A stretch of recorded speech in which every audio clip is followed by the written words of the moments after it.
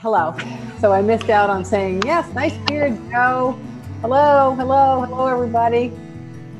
Good to see all of your faces. Wonderful to see you. Happy July. Welcome to a new month, new possibilities, new things to create, a little bit of new everything.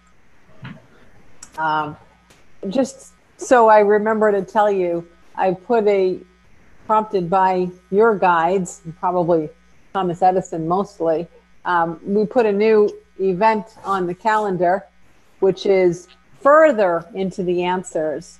And I made myself a little reminder of some of the things that they wanted to talk about. We're going to continue to unfold whichever souls were guest speakers in the answers or guest writers in the answers, because there's no way that we can get to all of them tonight, whomever we haven't spoken with yet. We're going to continue that, continue our communications with souls and understanding how we're connecting with them outside of the classes. Another thing they want to talk about is what is the implications for the book for 2020 moving forward.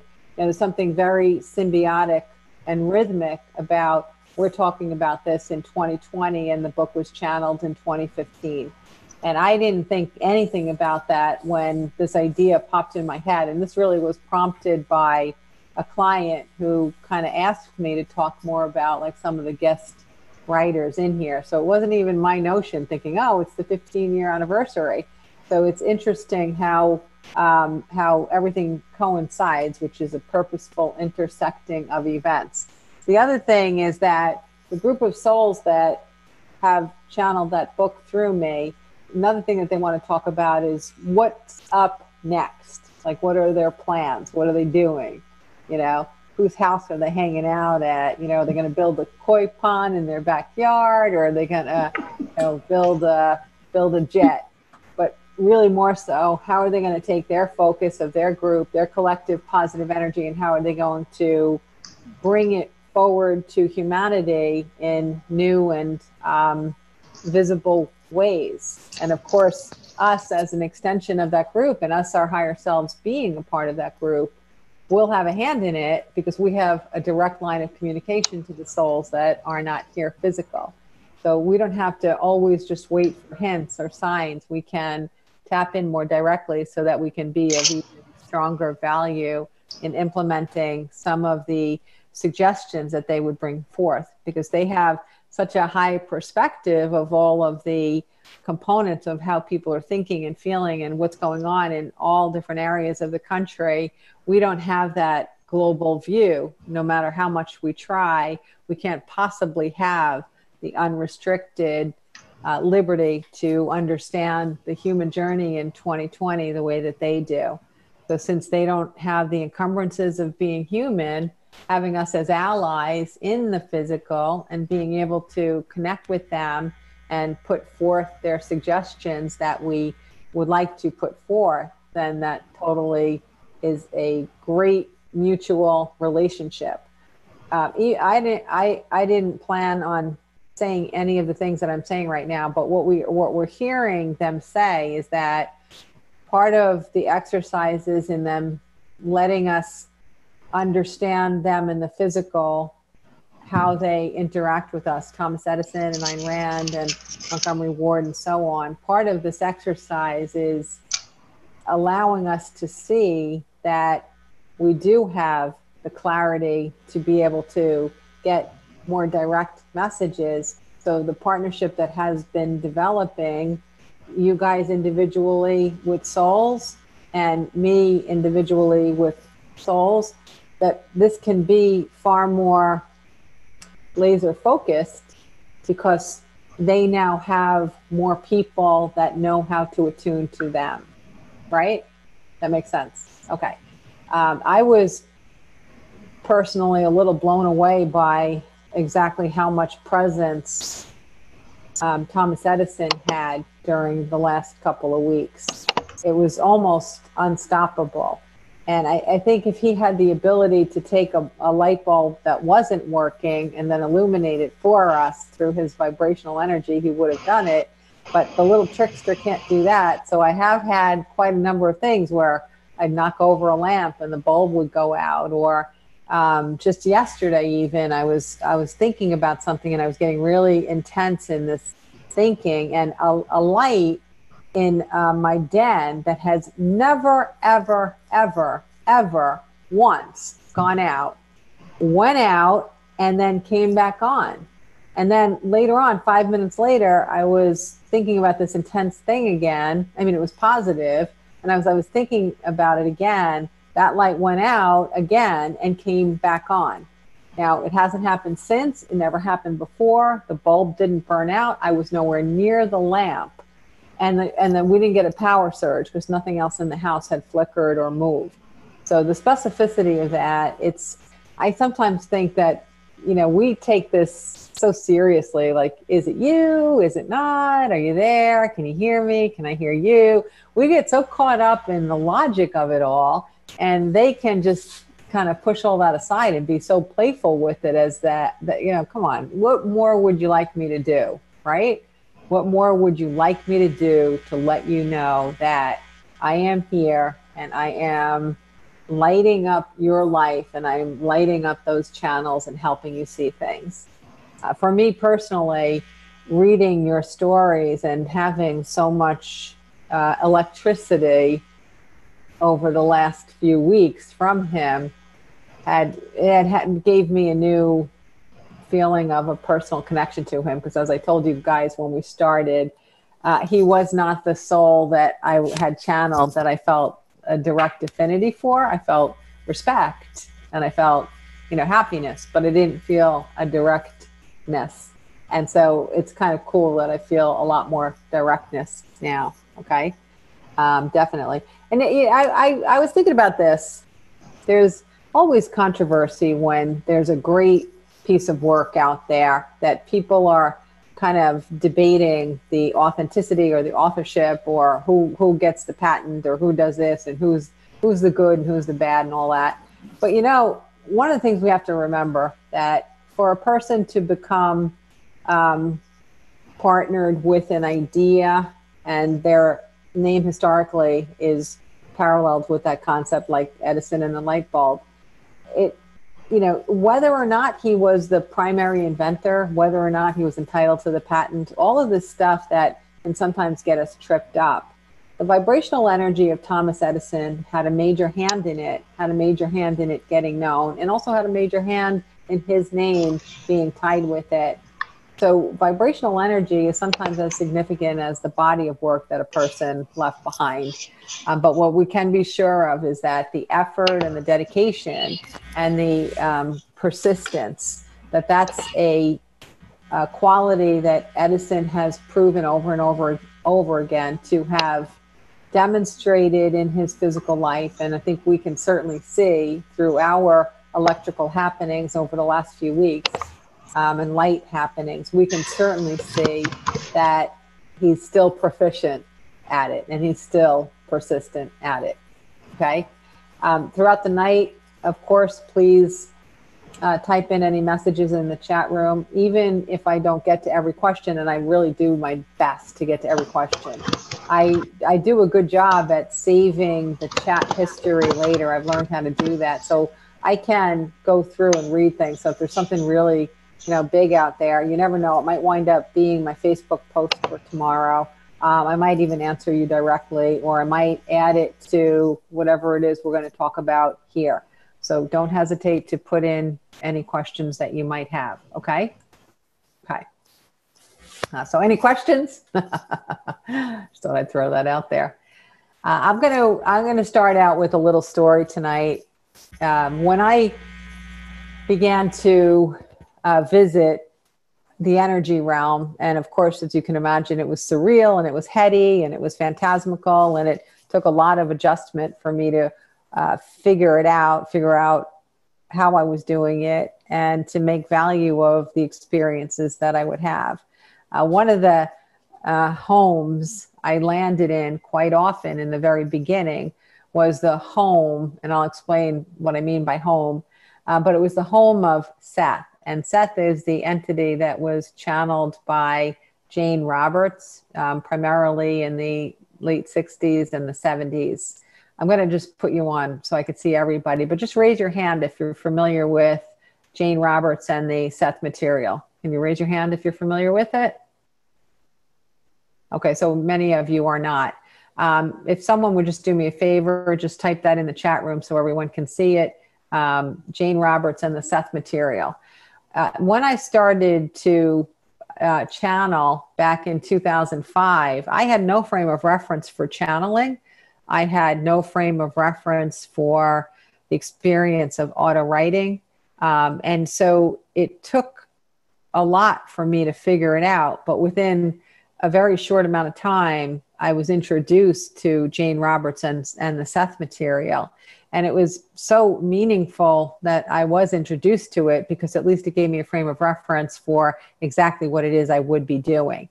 And I don't know, if I didn't have that frame of reference, if it would have made as much sense to me. I would have felt as though I were the only person ever on the planet in the history of humankind to be channeling and auto writing. That's how ignorant I was.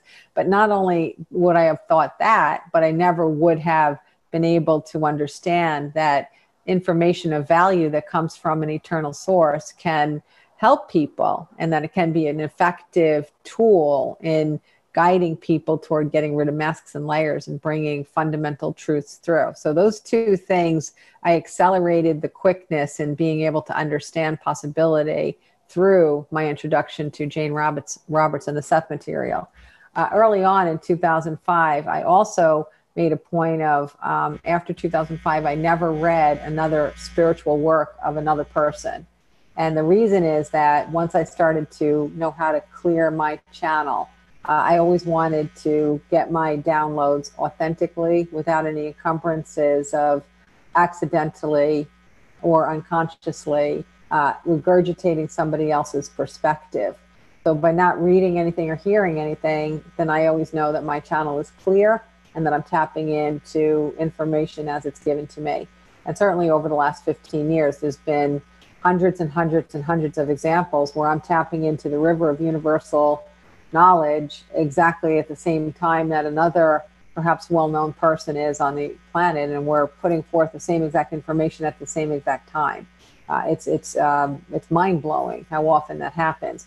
Sometimes I'm even ahead of the other one, but the other one might be more well-known than me, so that's the one that becomes known. So clients will send me that material. Didn't you just say this last week? Whatever. But this process, I like to keep it pure. Still to this day, I like to keep it pure. I'm not going to read other people's spiritual work. I'll read a passage, I'll read a quote, I'll read a sentence, I'll read someone's synthesis about it, because it helps me to continually and never-endingly get validation that, you know, I'm still tapping into that same river that we're all tapping into.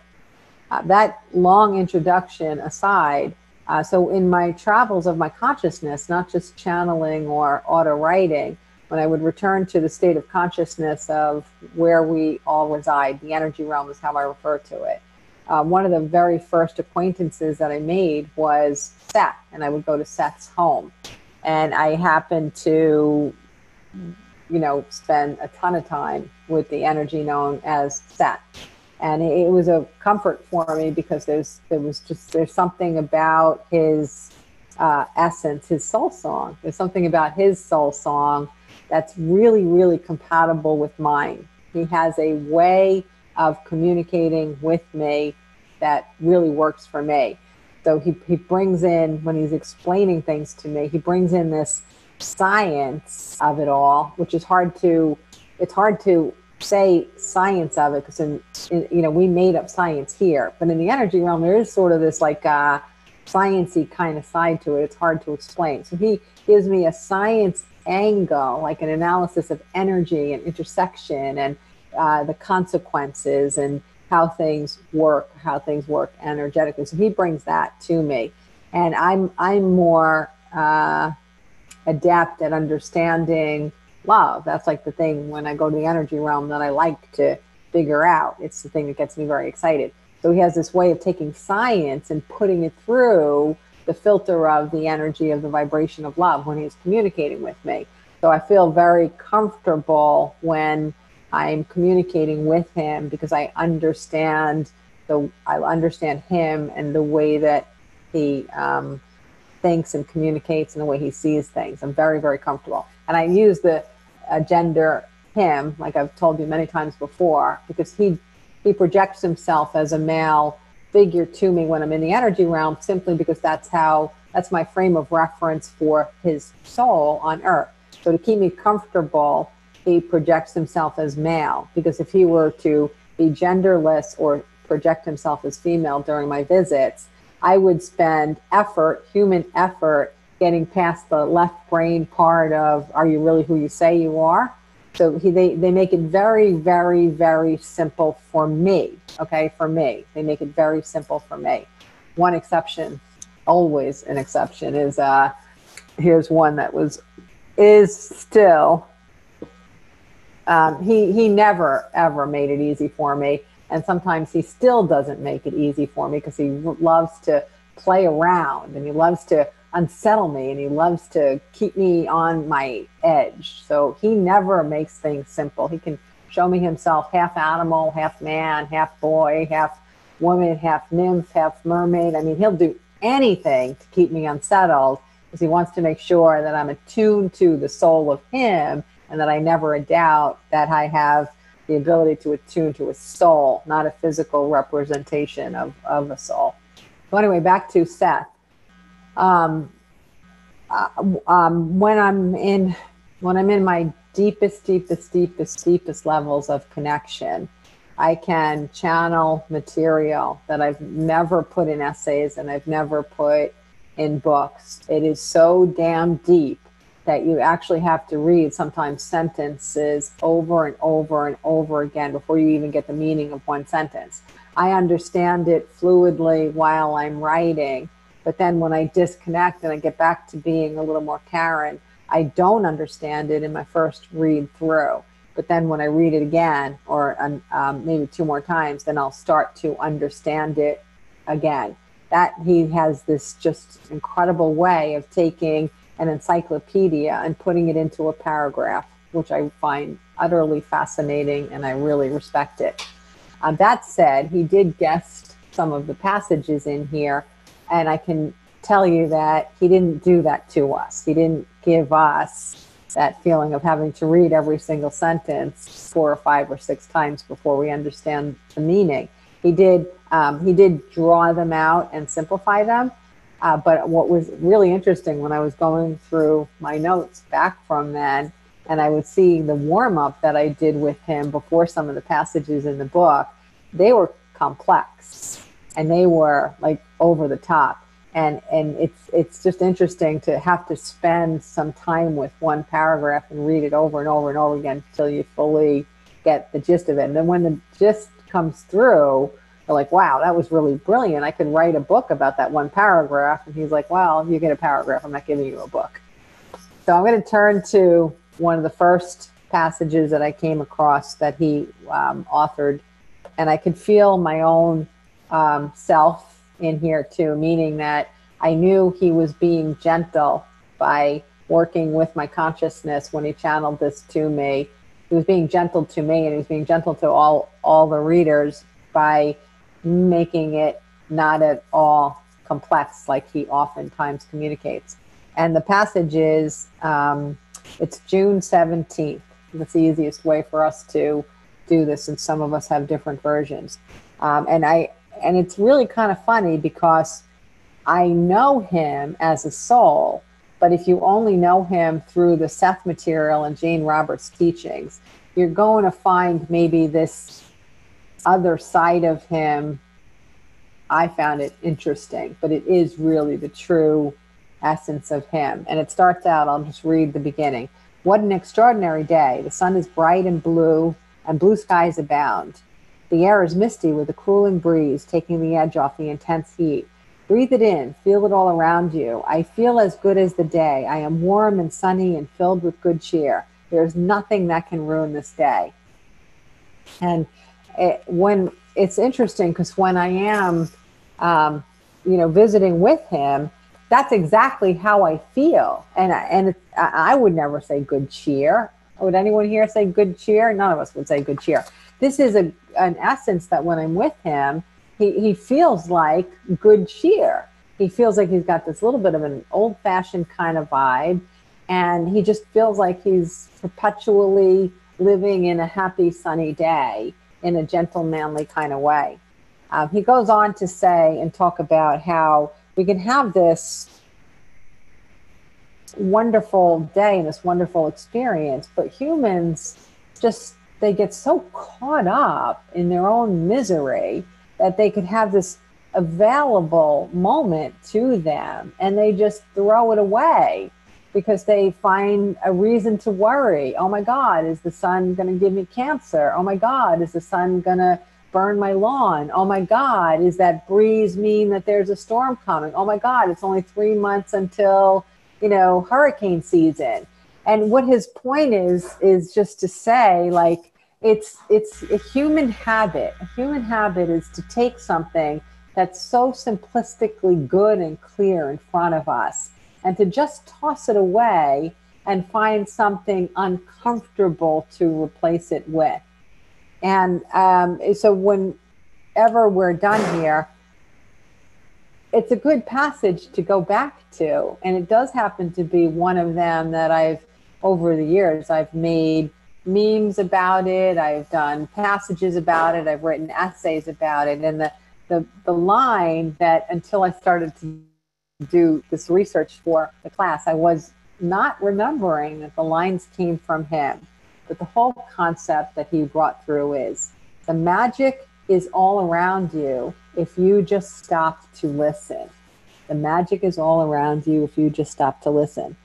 I'm going to venture to bet that most people who are on this call and those who will be watching the video after, I think we have become at a state of enlightenment where this is not going to be the most difficult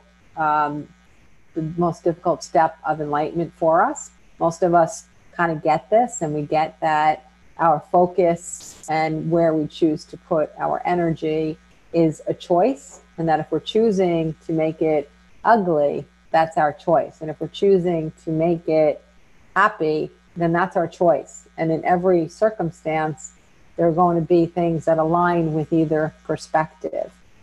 Earlier on a session tonight, one of the things that came up as an illustration is, some of you have probably heard this at like the Enlightenment Power Groups, but there was this one week when I had 2 clients visiting New York City from other countries, and they had never been here before. So if you're meeting someone who's in New York City for the first time, your first question is, how do you like New York? How do you like New York City, right? So of course, that was my first question to each of them on different days. And the first one said, I hate New York City. It's so cold, and it's so, everybody keeps to themselves. No one looks at each other. They don't really smile. I'm glad I came and visited, and it's very interesting, but I'm not coming back. So, whatever, we did our session and got whatever we did out of that session. Then the next person came in the same week. And again, I'm like, well, what do you think of the city? And I got that lingering thing now. Wow, is Manhattan like rude, right? So I got that little thing in my head. But the next person comes in and she was like, I just really love it here. For such a big city, it's like so welcoming and so friendly, and everybody is so nice. And I find everyone is so helpful. And I thought to myself, I think it would still be a pretty interesting movie or a little docu, 8 minutes, whatever. But isn't it interesting that they could have been on the same street on the same day, right? I certainly met them there in the Manhattan on the same week. How do we know that they weren't on the same exact street on the same exact day? They could have been. Yet anyone that was nasty or cold or indifferent was attracted to the person that had that vibration. And anyone that was warm and loving was attracted to the client with the open vibration. And that's life.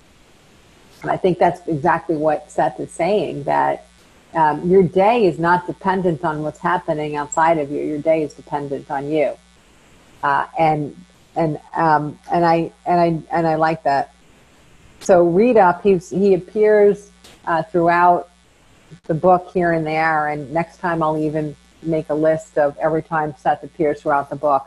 There were also a lot of times when Seth and others were kind of collaborating on a passage. So I did find that there were many passages where Seth had a hand in it, and Alexander Graham Bell had a hand in it, and Montgomery Ward had a hand in it, and this one and that one. So that was always kind of fun too. One of the discoveries that I made is I thought Ayn directly wrote one-on-one more passages than she actually did. The numbers of guests coming in and helping or collaborating or building or playing off each other, that was far more grand than I had remembered by any means. But I guess channeling each day and knowing that the overarching voice was Ayn made me have the perception of it being more of her voice in here. Let me take a sip of water here for a second.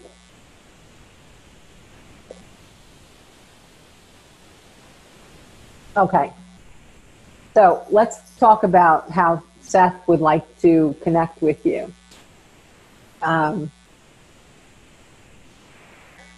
Seth, in his communications on the human level, is very no nonsense. Okay, he's not he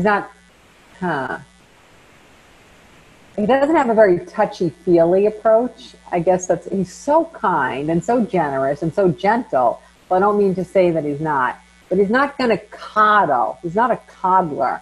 If you say, I am unhappy because when I was 17, someone stole my bear out of my hand when I was at the arcade and my boyfriend had just won it, he's going to be like, cut the shit. No, you're not unhappy because of the damn bear at the arcade when you were 17. Like, he's not going to give you permission to wallow. He's not going to give you permission to, regurgitate nonsense over and over and over again. What he is going to do is he's going to say, energy is, you're focusing on this energy and you're bringing that energy of what you felt then that caused the bear to be taken away from you, and you're bringing that to today. You don't want to feel that anymore.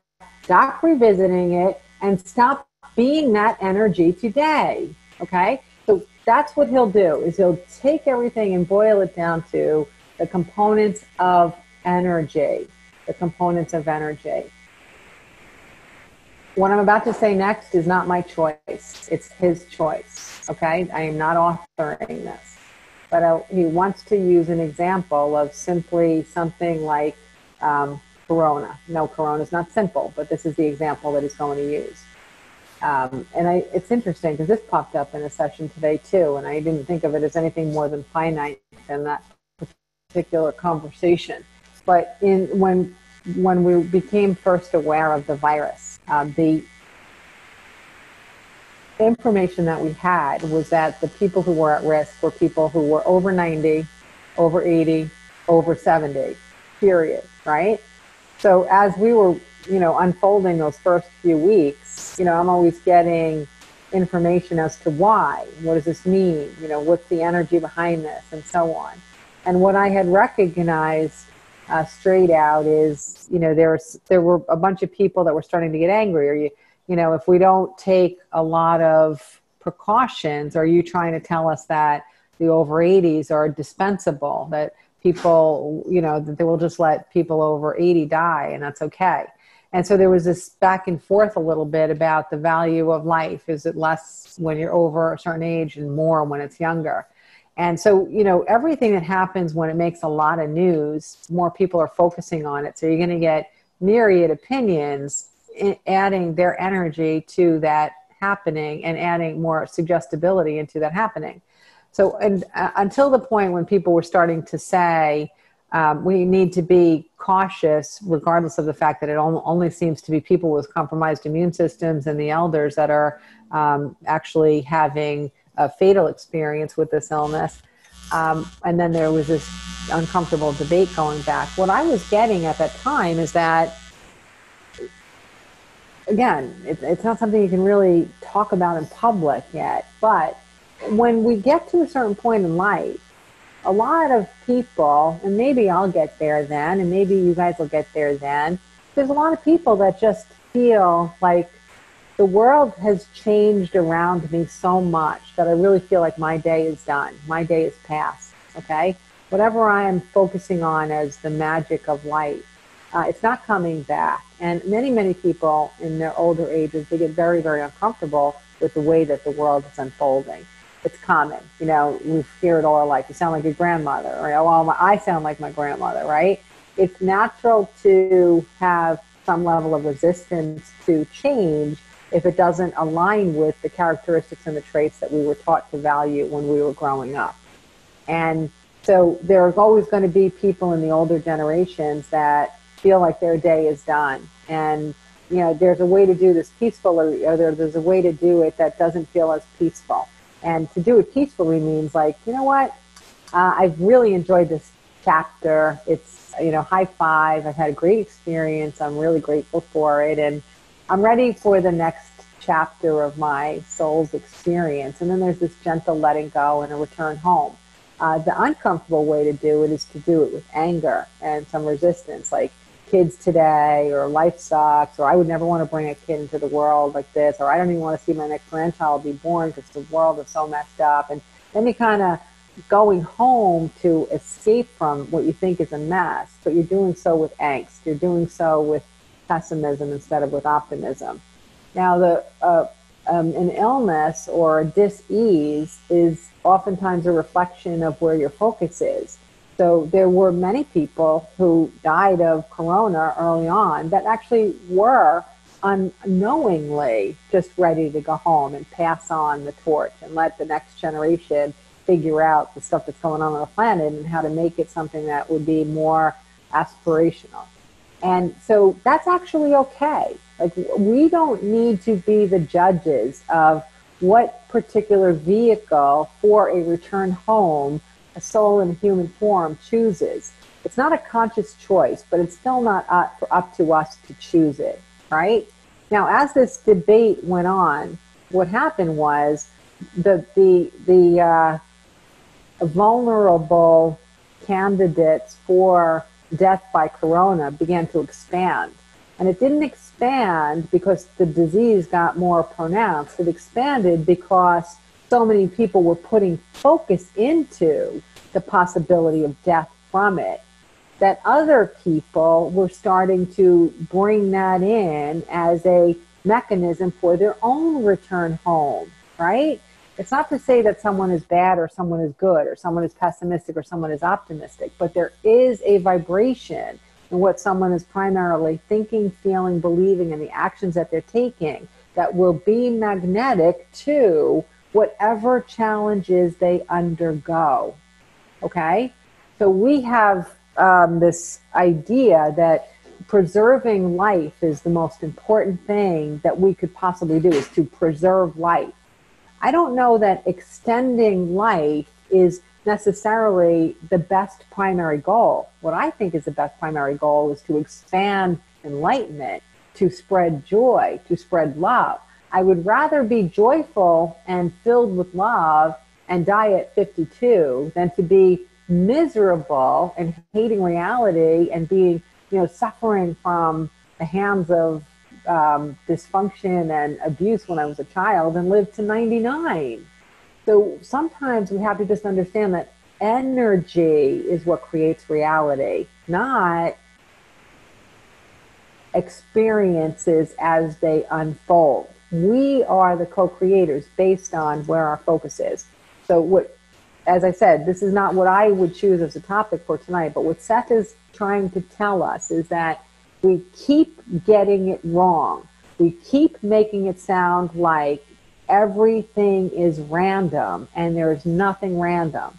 So if you want to get down to the kernels of how energy affects reality with Seth, he's your guide. But he's not going to give you the soft ride home on it either. He's not going to say, oh, yes, it's random for some people, but it's not random for others. It's never random. what he would love is for us to just continue to understand how energy works, okay? In the last 2 decades, we've been able to prominently discover how quickly our thought energy and global thought energy affects reality. Because when we focus on something in the collective, we can see the change in the result almost instantaneously. And with social media and instantaneous communication and with the internet, we're able to allow a collective conscious thought to have almost an instantaneous result, because we don't have to go through all the time of the pony bringing the mail to the person who lives 300 miles away. It all happens like this. Therefore, the change as a result of what we're focusing on can also happen that quickly.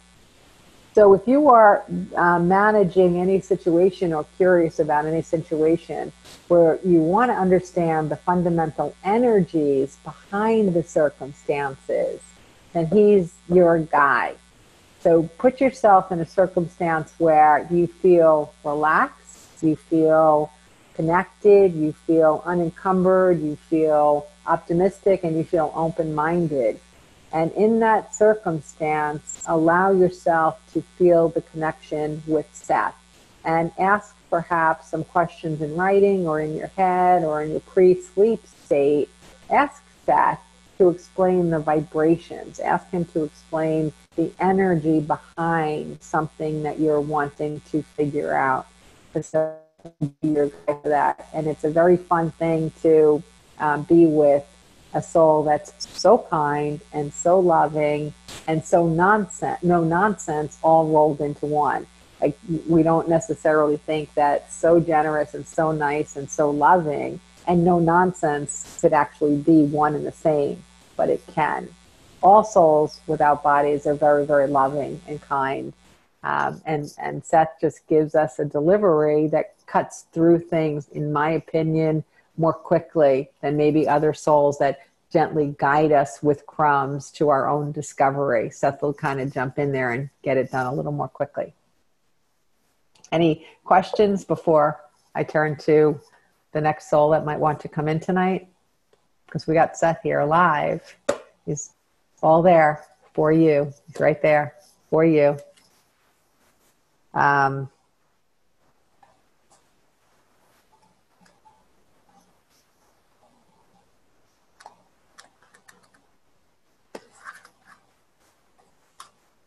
Okay, so we'll turn to our next. Corey, I like that. Okay. Seth is my kind of guide. That's funny. I like that sentence too. Seth is my kind of guide, because it just sounds like Seth is my kind of guy. I like that too. How does he explain the rise in autoimmune diseases? The rise in autoimmune diseases, it's a two-part byproduct of where we've been over the last couple of decades. One is that based on, I don't like to say things in a negative way, but based on corporate greed, our food supply certainly is not coming from the earth and the soil and nature and natural places the way that it did decades ago. So our food source alone is not nearly as healthful as it used to be, even if we believe that we are eating healthful foods. Farming techniques, cutting a penny off something every possible second has made our food not as nutrient rich as it used to be. And it's interesting because I do try not to make statements of such definition, because I don't also want to suggest that that's going to continue, or I don't want to suggest that that's an issue and you're not going to get nutrients from food. However, something interesting happened, and before Corona started, I started to grow plants from seeds for the first time in my life. And so I'm growing like all sorts of stuff out there. And number one, they're growing like, I don't know, maybe I'm giving them too much love, but they're just about to take over my entire backyard. They're like heading into the swimming pool. They're like supersonic plants, because I'm like way, I gave them too much love, I think. I can never give anything too much love, but it's actually fascinating to watch how everything is so oversized. I even plotted them according to the planting instructions. If it said to leave 12 inches between them, I left 12. If it said 18, I left 18. It looks as though I had planted 10 times as much plants as I should have, and they're wild. But here's the interesting thing. I love, for example, I love arugula. And I planted arugula, and I buy arugula and I eat it all the time. It's one of my primary foods that I eat. And arugula, for most of you know, it has like a little bit of a bite to it. Some people call it bitter, but there's also like an underlying bite, almost like a tiny spicy edge. My arugula, which I'm growing with love and with horse manure and all other sorts of stuff, when I eat it from the garden, it is so damn spicy. I actually burn my mouth if I eat too many leaves at a time. That's crazy, right? The basil I'm growing under the same conditions. I eat basil year round. I always use real basil from the store. I put it on pizza and my sauces and everything. I always use real fresh basil. The basil from my garden, when I eat one leaf from the garden, and I've eaten one leaf from many, many bunches from the grocery stores, organic, for years and years and years, one leaf, and my tongue and my mouth are tingling, like literally tingling, like I've just taken a mouthful of some kind of positive medicine or something. So we are changing our farming techniques, and we are, even if we're using techniques that are pesticide free, we're still not living in the way that the planet was designed to function, with love and rotating crops and hands in there and natural fertilizers from leaves and earthworms and compost and all this stuff. So that's the first part, is that our food supply has changed. The second part is that in an accelerated manner since 9/11, we have been bombarded with reasons to be afraid and reasons to have fear.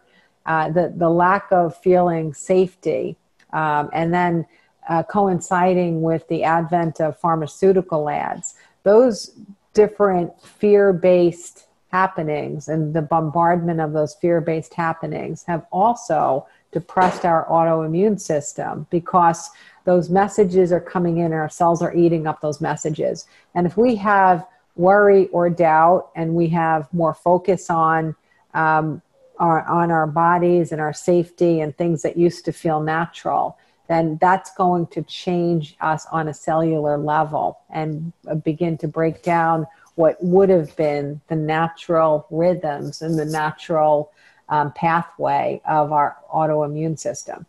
The basic idea is that eventually we're going to break free of the manner in which we are living, the manner in which we are creating fear, the manner in which we are not living in honor of our planet as well. When we get back into that space of honoring our planet and honoring the fact that life is good, that we are healthy, that we are strong, that life is meant to be celebrated, life is meant to be happy and joyful, that we're allowed to have the permission to have a good life. When we get back into that mindset, then there will be the recovery of our autoimmune systems as well. It's there's going to be the sandwich generation that took a little bit more of that negative bombardment. But in the scheme of things, every generation is willing to be a part of the process of discovery.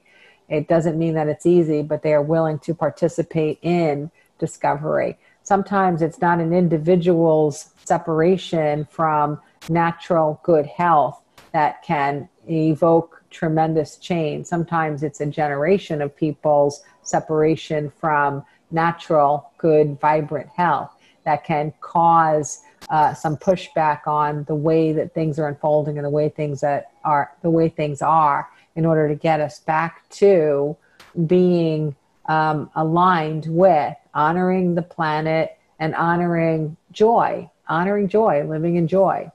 Okay.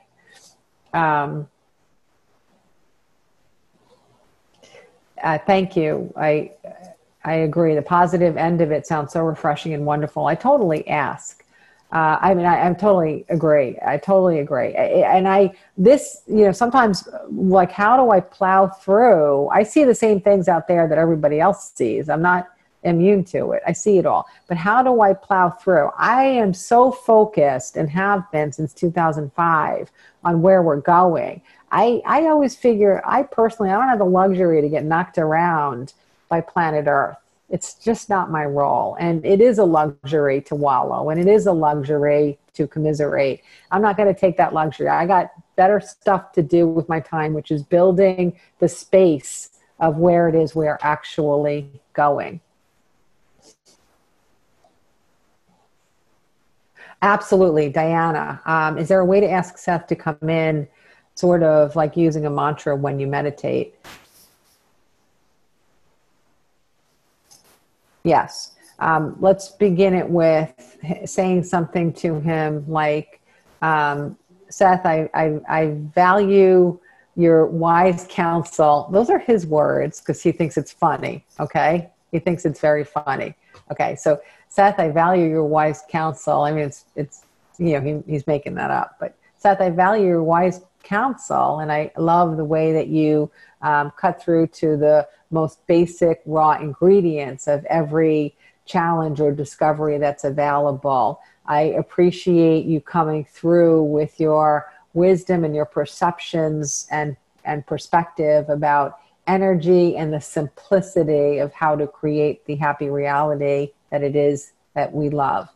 So, you'll get the recording tomorrow. I don't know if I could ever repeat exactly what was said, but that's the gist of it. And of course, Diana, when you're using it as a mantra, you're going to say it in your words. I will tell you one more thing that's kind of funny.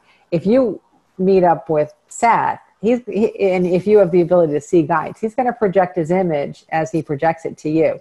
The way he projects it to me is that he definitely looks like this, white goatee, thinning white hair professor, like really smart, a little bit of glasses on. That's how he does actually show his image to me.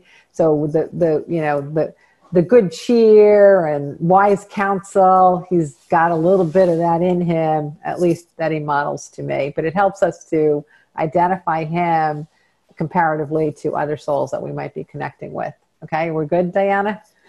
Hold on. I said, are we good, Diana? But now I want to see your face if I can find you anywhere. All right. Nope, I can't see you yet, but all right, we're good. Excellent. Oops, went full screen and I lost the chat room. There we go.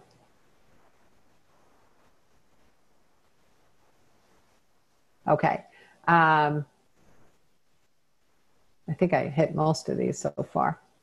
All right, we're going to go on to our next soul that comes in, which is, now this is an interesting story because this one would happen to be one of the most profound ways that I ever had validation for the channeling experience. And in the beginning, and I would say 2005 and 2006 were the beginning. The whole of both of those years were the beginning. It wasn't just one specific moment. The whole 2 years was the beginning for me. And in the beginning, my I used that word, yes, my need for validation was insatiable. You could give me 3,000 really high value pieces of validation a day, and I would wake up in the morning feeling like I was back to square one, and I would want another several hundred pieces of validation. And I'm sure everybody can understand that because back then I still didn't even understand that, talking to guides was a thing, and certainly not a thing that I could do. So every day was a brand new day. Every day was Groundhog Day. So this next experience, it was actually kind of funny. I was obsessed with communicating with guides, certainly because I found them a lot more interesting than I found people. And I found them a lot more helpful than I found people. And I also, vibrationally, the more I connected, the more excited I got and the happier I got and the more I worked out my own childhood challenges and made sense of them. So naturally, I was obsessed. It was my first real obsession about anything in my entire life. And it was an obsession. I'm not gonna lie to you. It was an obsession. So it was I remember this day like it was not like it was yesterday. It was a Saturday afternoon. I did most of my connecting with guides, either in my 2-hour writing session each day, which at the time Stryker would make sure that he made the time for me to do that, and he would take care of the kids or take them out of the house. And then again at night after the kids were asleep, we together would communicate with the guides. I would communicate, and Stryker would be right alongside asking questions and writing every single thing down. So I was certainly getting a good dose of them. But this particular Saturday, in my obsession, I wanted even more. And so we actually, it's funny, like what you do when you have an addiction. We actually got someone to watch the kids, and we ran down because we knew my in-laws weren't going to be home. So we ran down to their house in the middle of the afternoon and got a babysitter just so we could talk to guides for an extra hour. It was like really like such an obsessive thing to do. This was so out of character for me, so out of character for him. That's how much of an obsession it was. So when we got down there, of course, I was so totally ready and so totally in the zone. I pulled in a soul and I wrote it on a piece of paper. And I wrote the letters out because I'd never, ever, ever, ever, ever heard the name. And this was fascinating because here we are. We're in my in-laws' house. It's a Saturday afternoon. It feels unstoppable that we should get a sitter and we should go randomly talk to guides in the middle of a day when we've never done that before. And it was not like us to even get sitters or anything like that. And then I pull in a guide of a soul I've never heard of in my life. So I think I'm way off the mark. I don't even know what the heck it is I'm doing. And the name that I get is,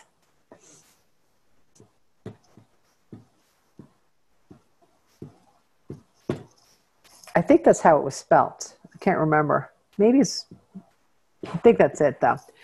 So yeah, Disraeli. So I'm like writing this out and I'm spelling it, and Stryker's like, oh, I know who that is. That's Benjamin Disraeli. He was my father's favorite statesman or historical figure. And I'm like, what the hell are you talking about?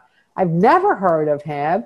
Not only have I never heard of him, but how on earth could he have been your father's favorite if he's not like in a history book or something? So it turns out that he was a statesman and a philosopher in the 1800s in England, and his first name was Benjamin.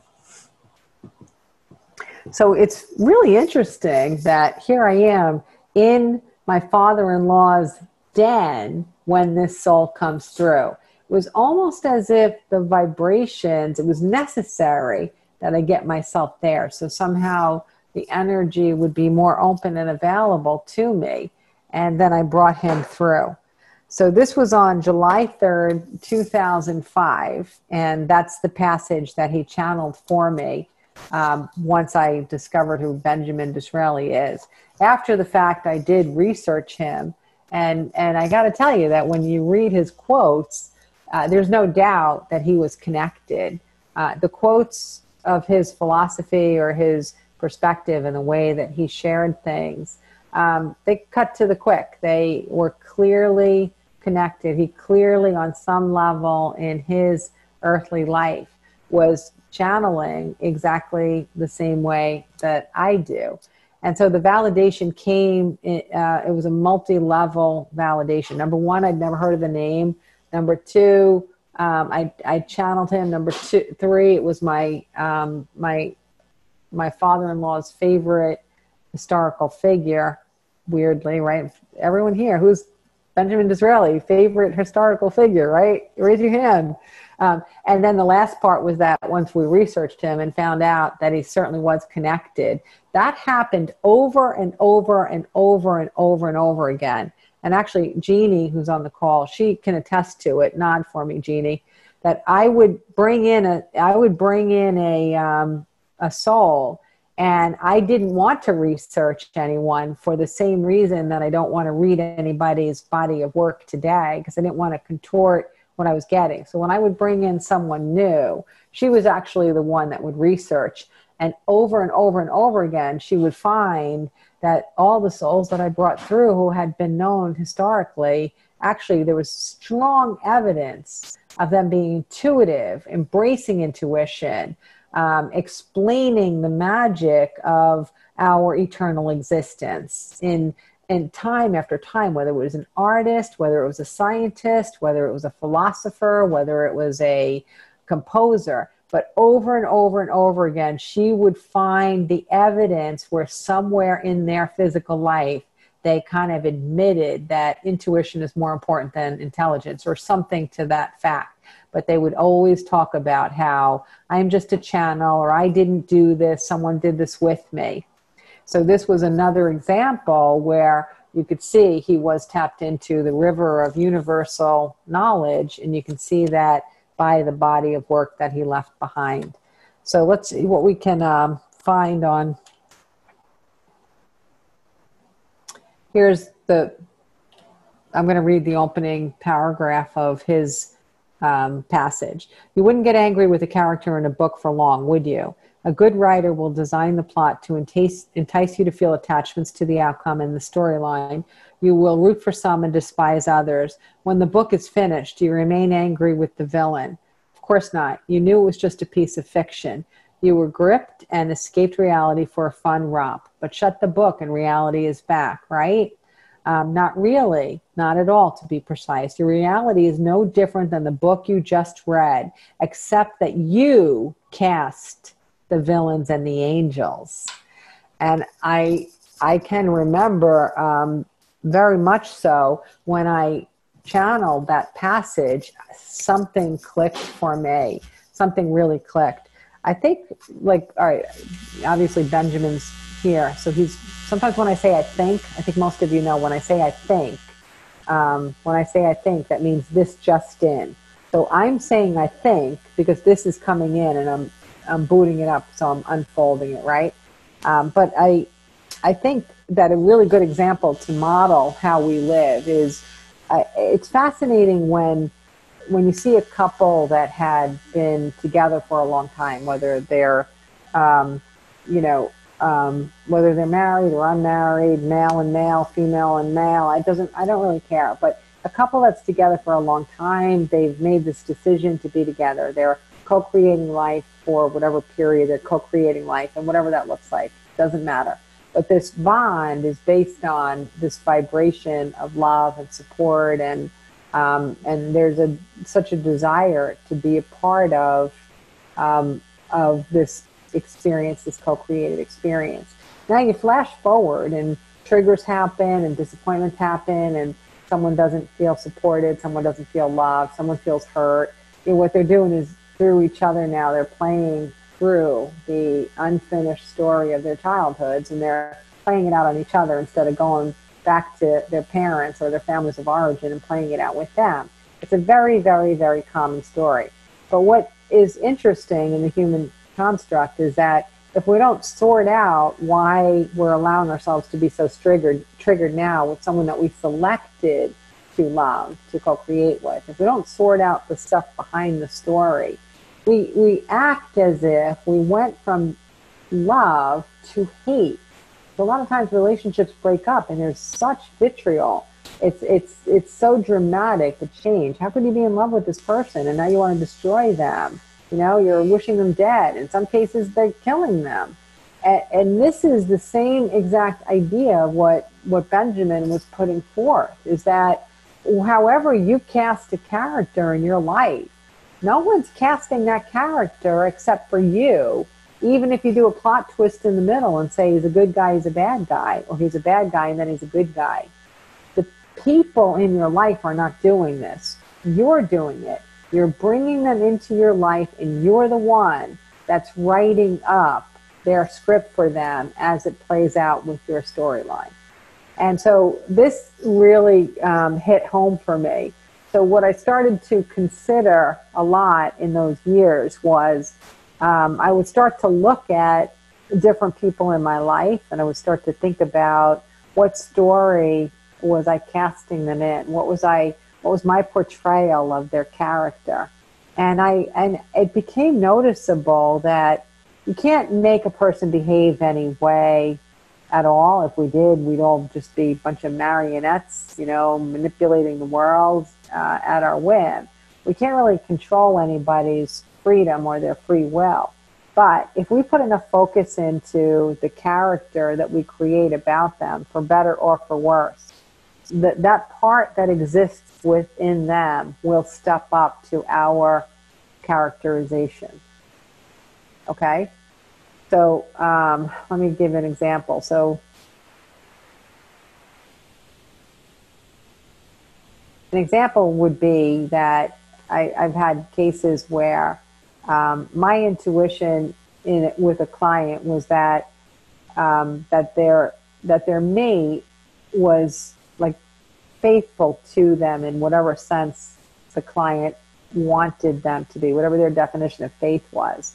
And over years, you would see this this scrutiny. You know, let's just say she's female and he's male, just for argument's sake, to make it simple. But the scrutiny was it was incessant. You know, why did you talk to her like that? Or why did you use this word? Or why did you call her dear when you call me dear? Or why did you this? Or why did you that? And it just was never, ever, ever ending.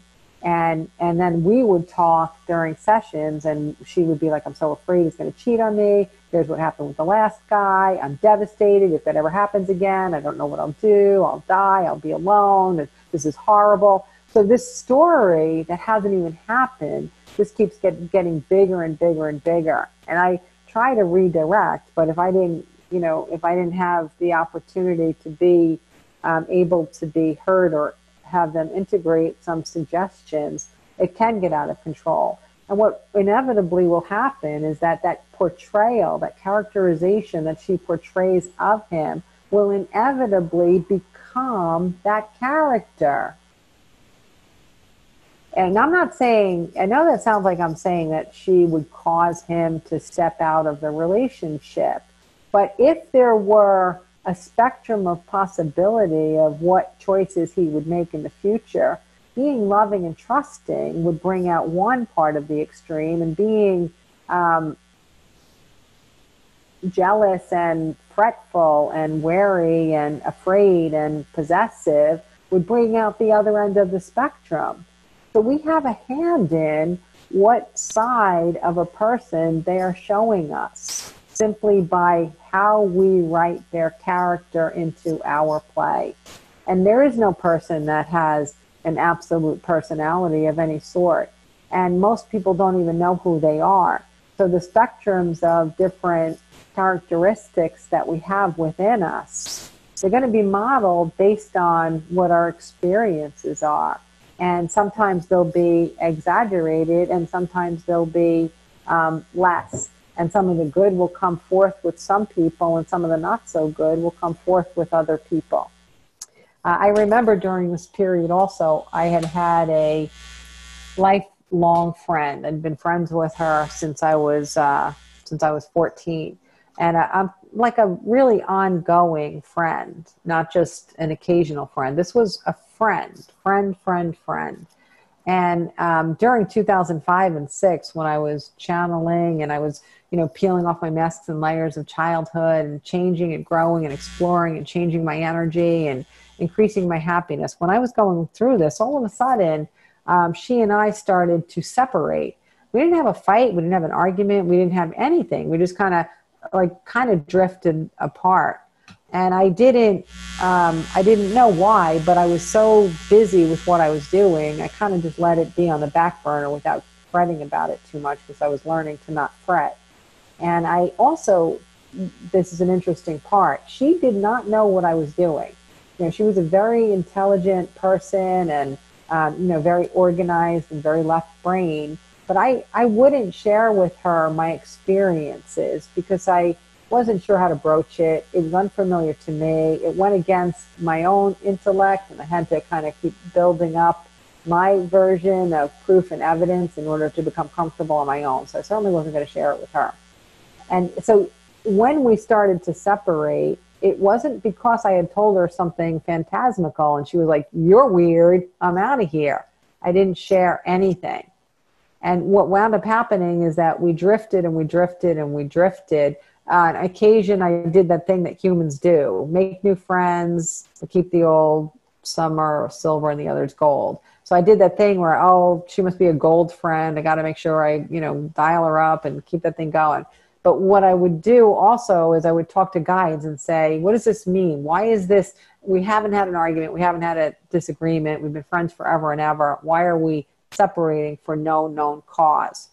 And what they said is that my vibration changed so dramatically in those 2 years that I was no longer magnetizing her in, even though none of my behaviors had changed at all. Simply the existence of my vibration had changed that much that it was somehow perceptible, and I was becoming more invisible to her.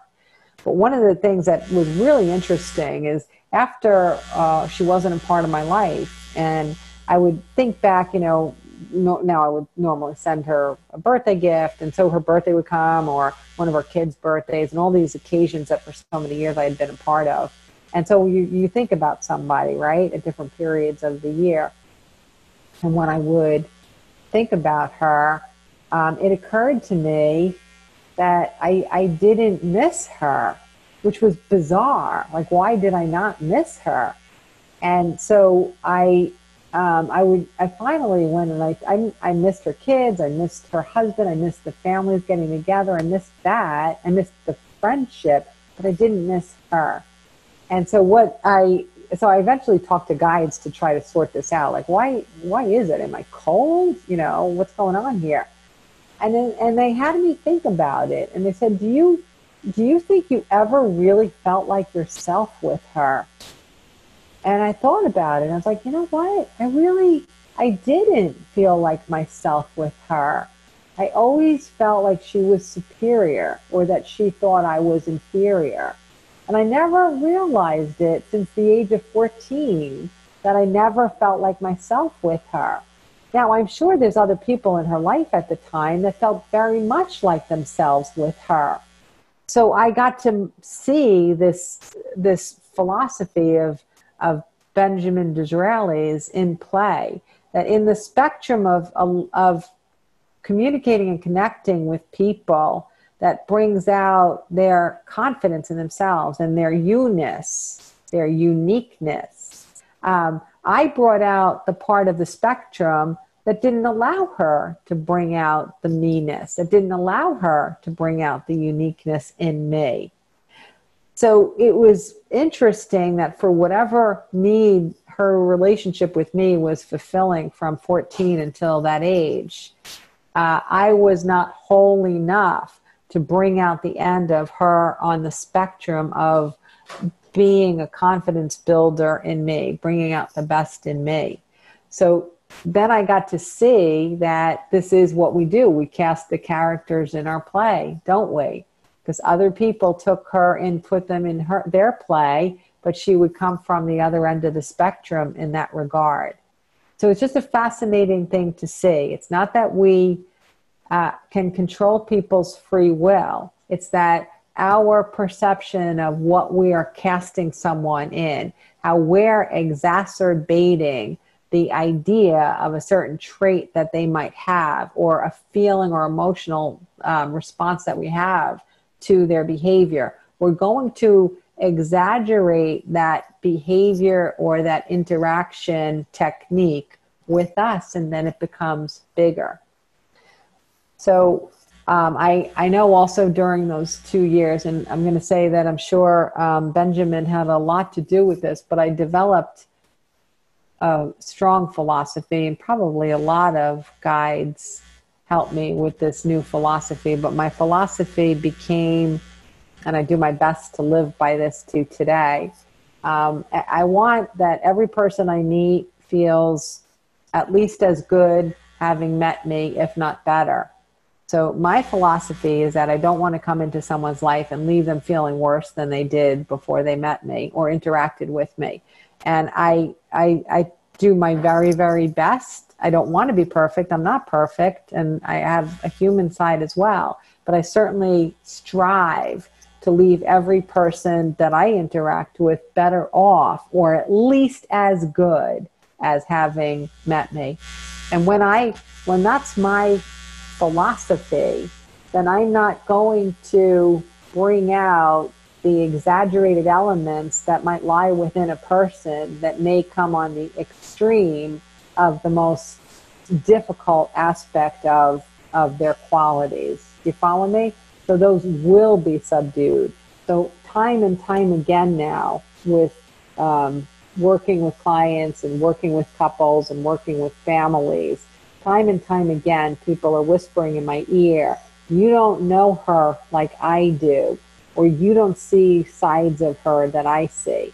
Well, intuition fills in the gaps for me, but those parts, they don't come out for me because I'm not eliciting them. I'm not creating a trigger in the person's life that would make them need to stand up or feel that they may feel threatened. I'm not eliciting that in them. Okay?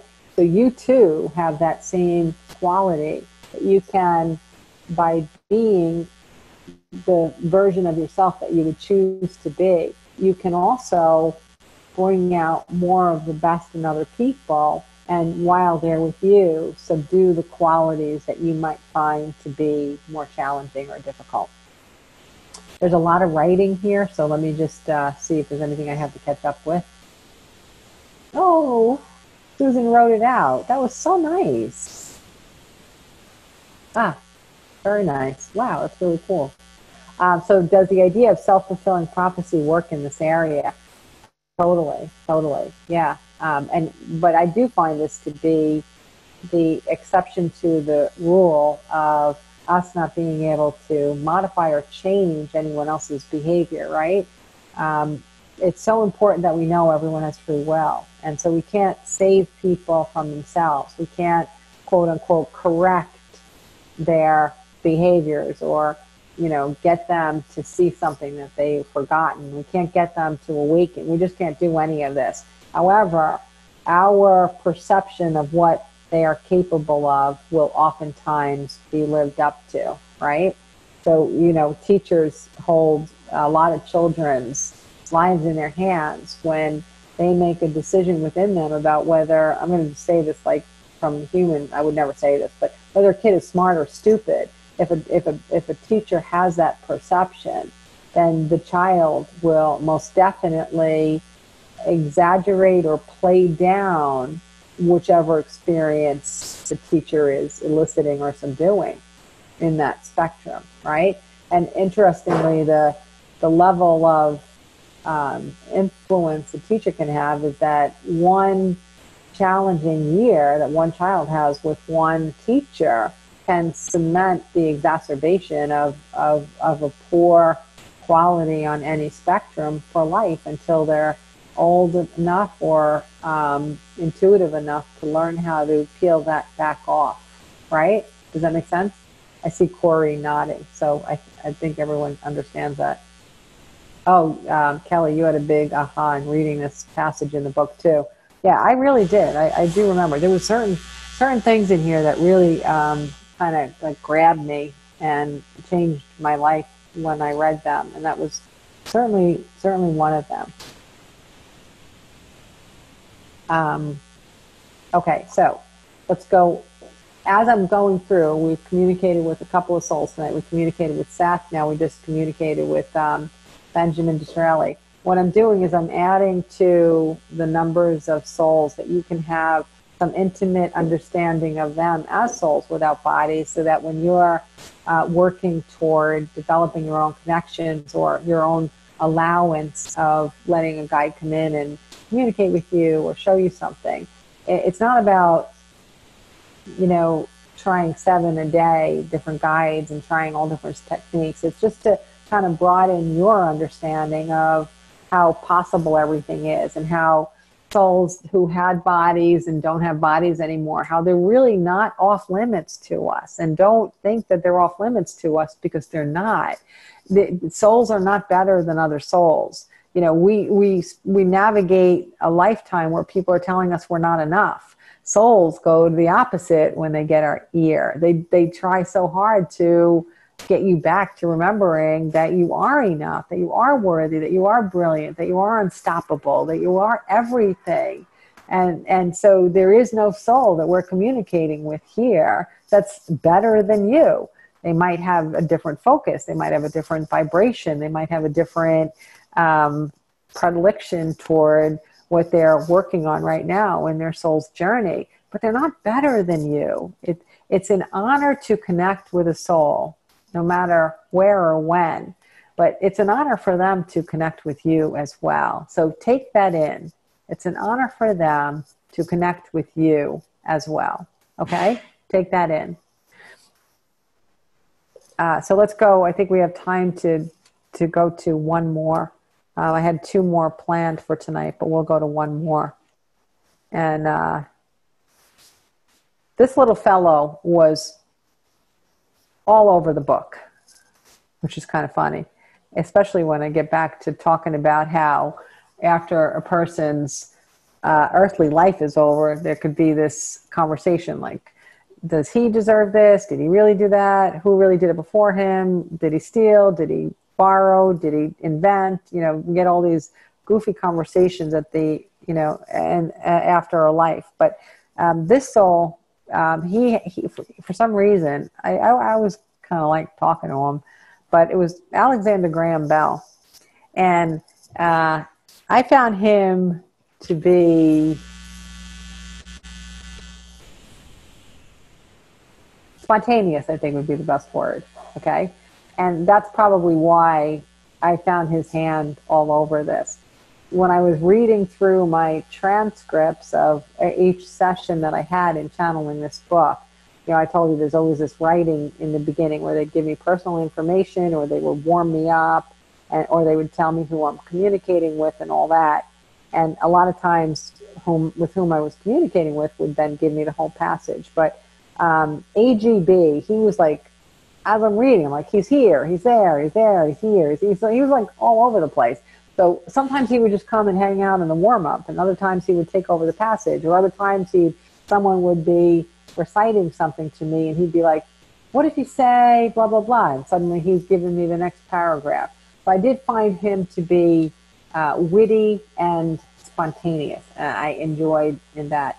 When I talk about qualities, to this day, I don't understand if that's a quality that endures through all of eternity, that differentiates their soul's expression from another soul, or if this is a way that they projected certain qualities or characteristics of themselves to help me to differentiate them.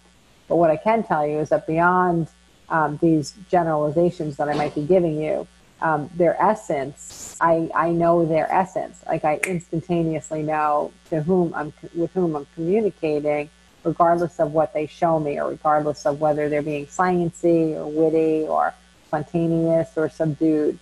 I still can feel their vibration. Now, at this point in my life, I certainly can. So one of the first passages that Alexander Graham Bell channeled to me is on July 7th, 2005. Book session 32. So let's see. Oh, I remember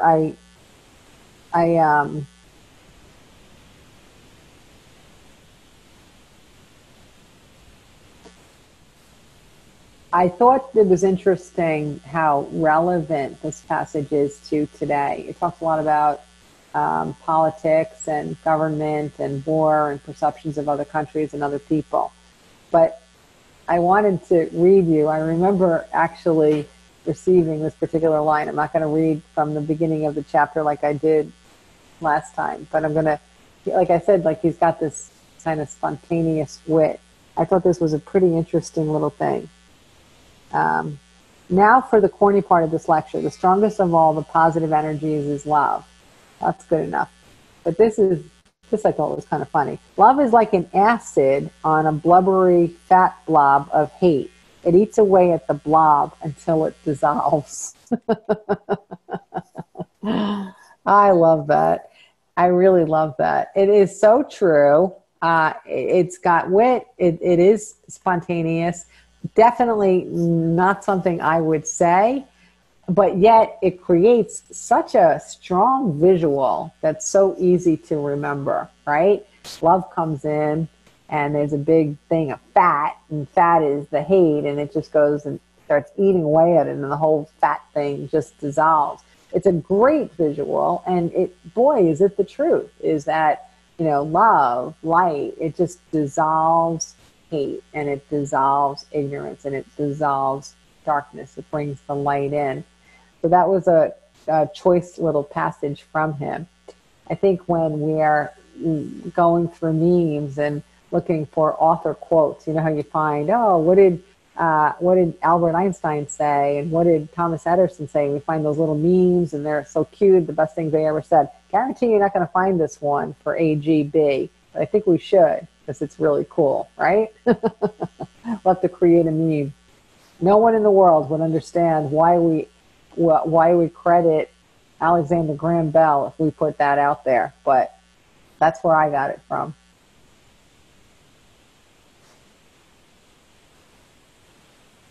That's a good diet technique. Just love, love, love, love. I don't know how Sue is doing this. Is she cutting and pasting, or is she just like supersonic in her ability to write these things out? Wow. Thank you. That's really amazing. Okay. I will,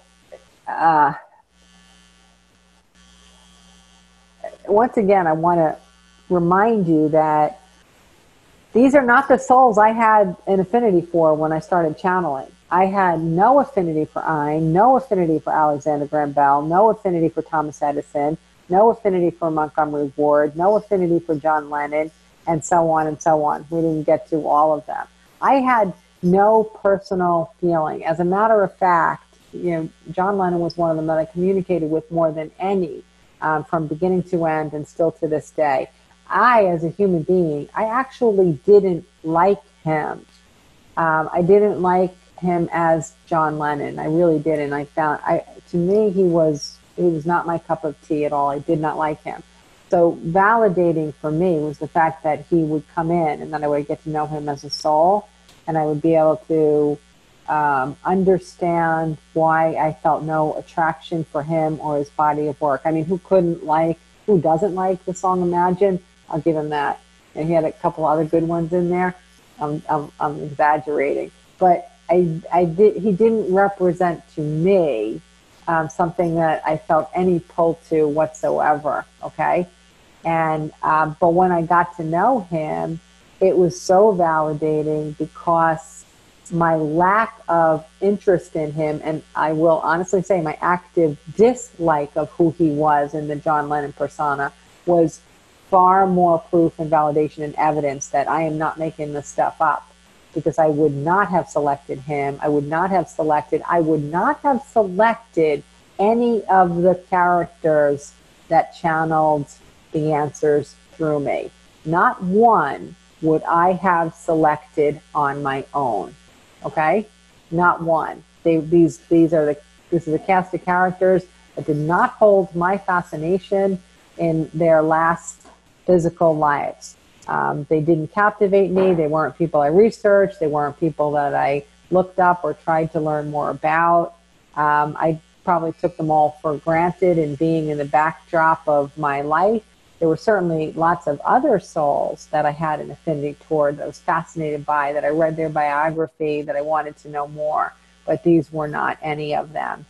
And the reason that I'm telling you this is now I've introduced you to some characteristics of quite a number of souls that had channeled the answers through me. Not all of them. I think maybe we hit half of them. And you might not have an affinity for any of them either.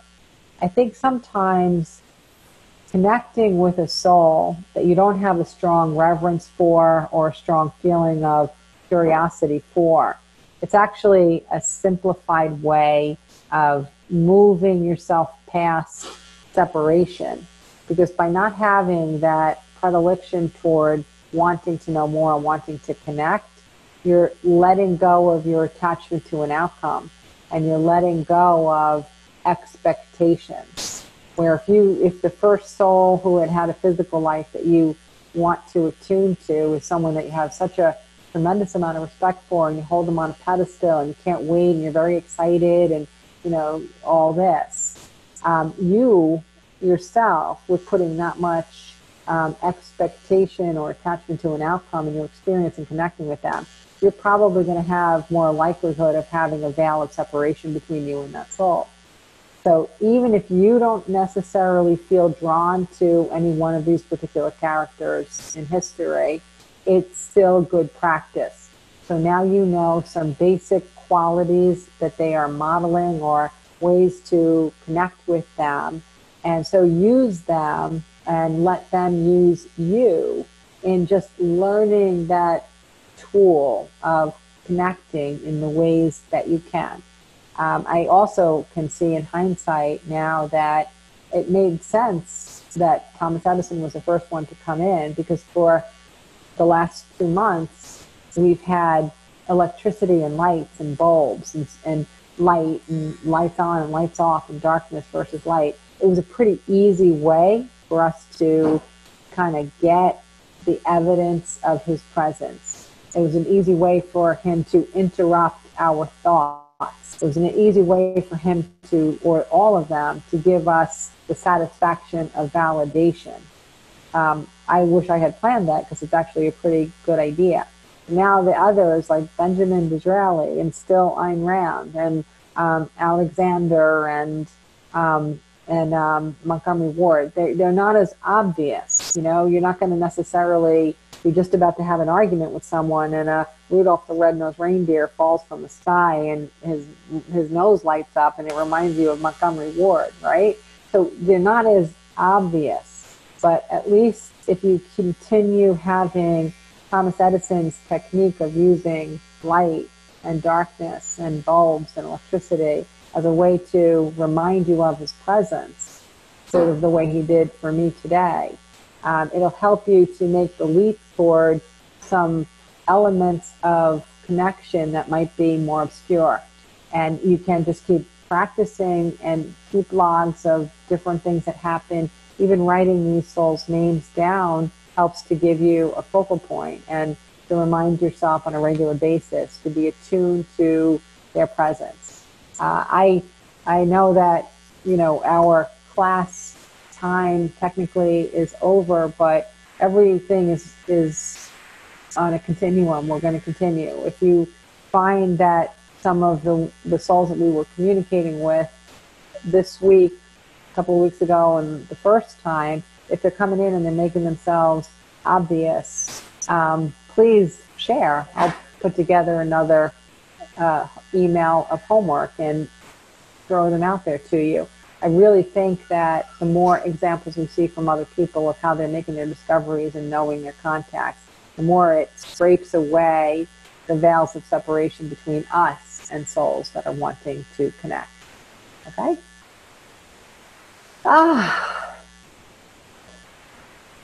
He has been buzzing all through this class. Oh, that's funny, Laura. That's interesting. That's very funny. Oh, you're welcome, Sue. Yeah, big hugs, big hugs. And I am so happy and grateful that you all shared this with me. I really forgot the depths of this book and how much there is to explore. There's a lot more to look at. I'm going to leave you with one more thought. Somebody asked me one quick question earlier today, and I just forgot to get to it, but it just occurred to me. One person was not quite clear on the terminology and the chapter on hexagon station. So I'm just going to add a little bit there, and it is really time appropriate because I think that this viral period is exactly that. It is hexagon station. I don't remember offhand who channeled that through me, and I'll look it up before we get to the next class for those of you who are on it. But hexagon station is about honoring the rest period when you feel like you're stuck. If you imagine that being stuck is like being in quicksand. If you fight and you fight and you fight, you're going to sink. But if you rest, you're not going to go any deeper. sometimes when you feel stuck or impatient or like you're falling behind or you don't know what to do or you don't know what to take as action, what you got to do is you got to relax and recognize that there's the guides use 6 for some reason, but there's 6 ways into feeling stagnant, and there's also 6 ways out. And energy is changing all the time. If you stay a little bit patient and a little bit quiet, and you're making sure that you're honoring your mind and your body and your spirit, if you stay quiet a little bit in Hexagon Station, what will happen is you'll start to see those 6 doors, and some of them will become prominent, almost like you want to walk through. And others will feel like they're pulling back and you don't want to walk through there. It's a sense of where you're pulled to. One game that I've played in my intuition development classes over and over again is, I think I have it here. See? Yeah, I do. Look at that. How convenient.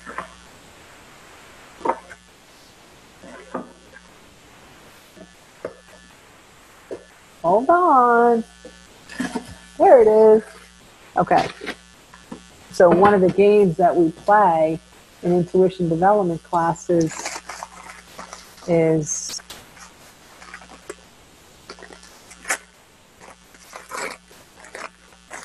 we take, see if I have something I can name this on.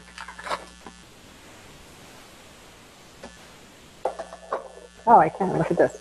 All right, so I hide these multicolored, but I mean different colored balls. I hide them and behind a board. And then the class, I will pull them out of something without anyone seeing, and I'll line them up. We'll do 4, so people don't get overwhelmed. But I think I have 6 colors altogether. And we practice and practice and practice and practice. So the goal is that I put these behind a board and they can't see the color order that I pulled them out, okay? So what they do is we do a little, quieting our minds before we begin. And then I start. I say, ball 1, ball 2, ball 3, ball 4, or ball 5. And I pull them out and I hide them behind a board. And they just write down quickly what the colors of the balls are that I pull out. And when we do this repetitively over and over again, what people begin to see is they see the difference between their own fear, their own blocks, their own barricades, and also intuition. So sometimes no one gets all 5 right. No one gets 4 right. It just doesn't happen. But you start to find that some people get a lot more in the order they were pulled than others. So we talk about what was your mindset, what were you thinking? So we are able to determine the difference between intelligence and intuition. So this is a really good, and there's an orange one in there too, but this is a really good game to play, because what happens is it almost becomes unstoppable, that you might want to say green because it just feels logical. The green never came out first before, but for some reason it's the blue, even though the blue came out first last time. Hexagon Station is the same thing. You feel a pull to something. You want to talk yourself out of it. You want to use logic. You want to use reasoning. You want to make a mess of it. But if you just stay true to that inner voice, you go to the door and the door is ready, and it is the door for you at the moment. The pause that you took in Hexagon Station makes you exactly ready to feel that door come forward for you. Okay? Thanks for asking that, because I think it's a really good ending, and if you can duplicate this game for yourself one way or another, it happens to be something that kids absolutely love, and you'll also see that kids tend to be a little more adept at it because no one has squashed intuition out of them yet. So have fun. I hope to see you all again soon. And I'm going to take a peek at all your happy, shining, beautiful faces before we go. And thank you very, very, very, very, very much for being here. It was great, great, great, great to see you all. Thank you. Good night, everybody.